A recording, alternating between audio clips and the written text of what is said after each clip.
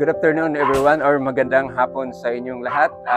Ngayon, ang isi-share ko sa inyo is about the Sniper motorcycle and also the XRM na gi-convert or gi-combinar to a motard.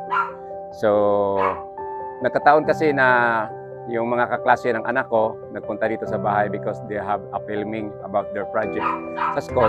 So, nainganyo ako or na-amiss ako or nagustuhan ko yung itsura with the Sniper. So, the power is 150. Nagkat ako kanina saglit kasi tinanong ko yung ako ng iro. So, tinanong ko yung yung ilang cc. This is Sniper 150. Then, and also the XRM. Na-amiss ako kasi iba na ang itsura. It's they changed the small tire to a motard. So, pang siya, pang putikan. So, puntahan natin.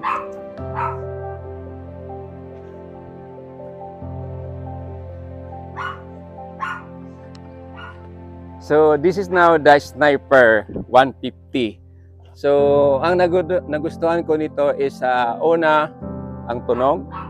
Tapos, ang handling kasi parang pinalitan na yata ng gulong, I think.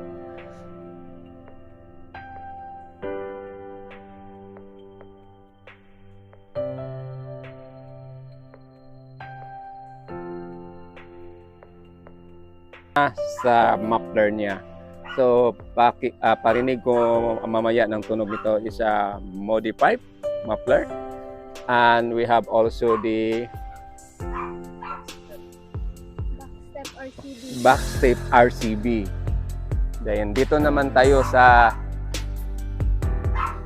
kabila. Yan. Kita ninyo. Tapos, ang iparinig ko sa inyo is ito ang tunog niya, pandarin ko. So dito tayo madam sa likod. Yan.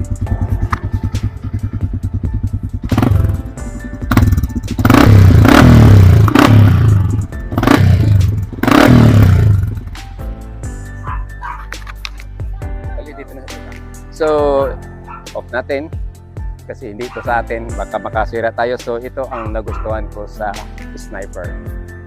So this is already, pila na ni ka years? 2019, so kapila na 4 years. So this is 2019 na binili ito. So tingnan nyo yung itsura. So alaga na alaga itong Sniper na ito. So ngayon, tapos na tayo sa Sniper, punta naman tayo dito sa XRM.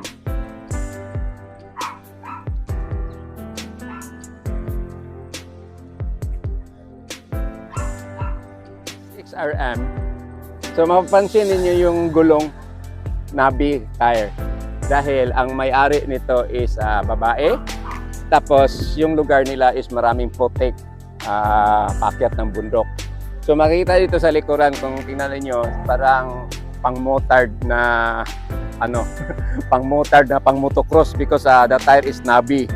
So kaya ginanito ito kasi yung lugar nila is doon malapit sa bundok, tapos kailangan ng malaking spike para makaarangkada siya sa pag-akyat sa taas.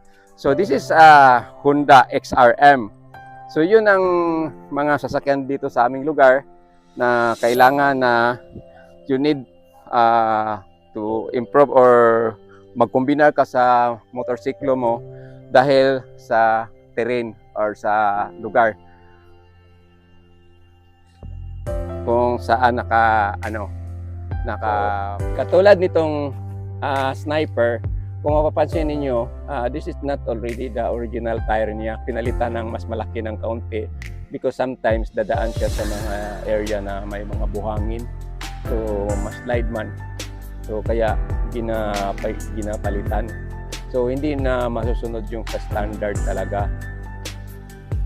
Yun. So for this afternoon, because yung mga kaklase ng anak ko is magpunta pa sila doon sa range namin because continue patuloy na yung pag-filming, saka try namin mapalupad ng drone. So ito lang masishare ko sa inyo dahil isa din ako sa motorcycle enthusiast, kaya yung nakita ko itong motorcycle na ito is na-miss ako, and also the sounds is ang ganda ng sound, parang big bike tunog. So just hope na maganda yung kuha sa pag-receive ng aking microphone. So for this afternoon, ito lang masishare ko. Maraming salamat sa panonood. God bless you all. Have a nice afternoon ahead of you. Bye-bye.